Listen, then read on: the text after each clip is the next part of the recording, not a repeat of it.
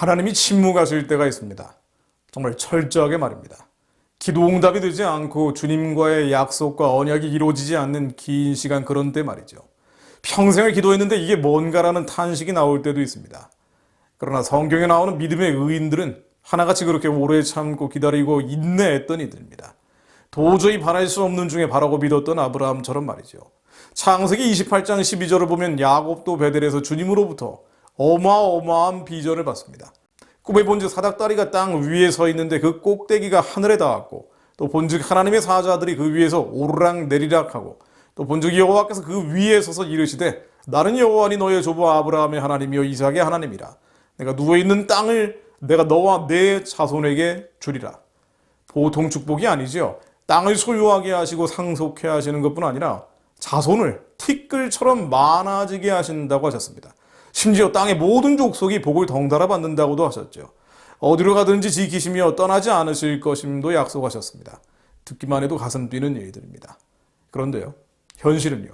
야곱의 현실은 어땠습니까? 전혀 그렇진 않았죠. 야곱은 외삼촌 라반에게 가서 말 그대로 머슴살이를 하게 됩니다. 억울한 일도 많이 당했습니다. 창세기 38장을 보면 외삼촌 라반은 품삯을 10번이나 바꿨다고 나옵니다. 주겠다던 월급을 계속 안 줬다는 것인데요. 야곱은 허다하게 뜯겼다고 볼 수 있죠. 또요, 삼촌의 양떼가 도둑을 맞으면 야곱이 물어줬습니다. 낮에 더위, 밤에 추위를 무릅쓰고 눈 붙일 겨를 없이 일했다고 나옵니다. 정말 모진 고생을 합니다. 그런데 그 시간이 한두 해가 아니고요, 무려 20년이었습니다. 20년. 대체 하나님은 어디 계신 겁니까? 하나님의 어마어마한 약속은 어떻게 된 겁니까? 하나님은 어디로 가든지 지켜주시고 떠나지 않으신다고 하지 않으셨습니까? 아마 야곱은 속으로 이렇게 생각했을지도 모릅니다. 왜 기도에 응답해 주지 않으십니까? 그러나 하나님이 20년간 어떤 면에서는 철저하게 침묵하셨습니다. 여러분은 어떠십니까? 하나님이 오랜 기간 침묵하시는 그런 시간, 아무리 기도해도 응답되지 않은 기도의 제목들, 정말 그럴 때 참 많죠. 저도 인생의 많은 경우가 또한 그렇습니다. 성령님이 우리 심령 가운데 오시면서 하나님은 우리 안에 선하고 기쁘고 온전하신 뜻을 두고 놀라운 비전을 심어주십니다. 정욕과 탐심이 아니라 주님이 주시는 뜨거운 마음 말이죠. 북한의 구원과 복음 통일, 거룩한 나라, 이스라엘 회복 등등 말입니다. 맞습니다. 우리는 그렇게 그리스도 예수 안에서 선한 일을 위해 지으심을 받은 이들입니다. 너희 안에서 착한 일을 시작하신 이가 그리스도 예수의 날까지 이루실 줄을 우리는 확신하노라는 말씀처럼 우리는 이 비전을 주님이 이루어 가심을 확신합니다. 그러나 현실에서는요, 야곱의 20년처럼 하나님이 침묵하실 때가 많습니다. 그런 시간들에 지쳐버릴 때도 많죠. 또 많은 경우 하나님이 응답하지 않으시는 망각의 시간을 보내다가 이 땅의 삶을 마무리해야 하는 이들도 많습니다. 하나님이 약속을 바랄 수 없는 중에 바라고 믿으면서 기도하는 분임에도 불구하고 결국 그 비전의 성취는 보지 못하고 떠나는 경우 말입니다. 주변에서 참 많이 봤습니다. 하지만 분명한 것은요, 하나님이 침묵하시는 야곱의 20년 동안에도 약속을 믿으며 기도하는 자신의 자녀들을 하나님은 결코 떠나거나 버리시지 않으신다는 것입니다. 이것은 저희 체험이기도 합니다. 하나님은 결코 떠나지도 버리시지도 않으셨습니다. 그래서 하나님은 신실하신 분입니다. 야곱 역시 창세기 38장의 라반으로 상징되는 세상의 공격을 나열한 뒤에 42절에서 우리의 아버지 하나님 아브라함의 하나님 곧 이삭이 경외하는 이가 나와 함께 계시지 아니하셨더라면 이라고 말합니다. 하나님은 침묵의 시간, 망각의 세월 속에서 언제나 함께 하셨다는 고백입니다. 또한 야곱은 말씀을 믿는 자에게 말씀 그대로 역사하셨음을 고백합니다. 말씀 그대로 역사하셨다라고 말합니다. 하나님이 내 고난과 내 손의 수고를 보시고 어젯밤에 외삼촌을 책망하셨나이다 라고 고백을 하죠.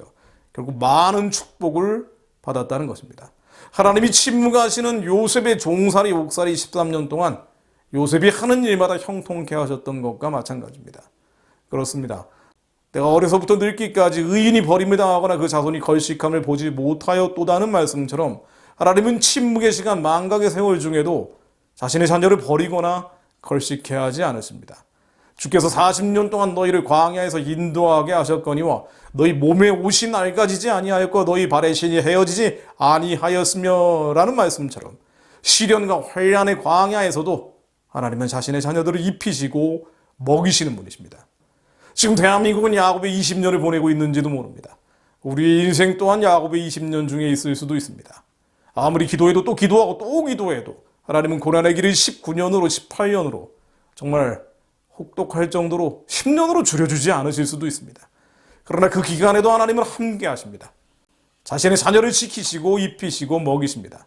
이뿐 아닙니다.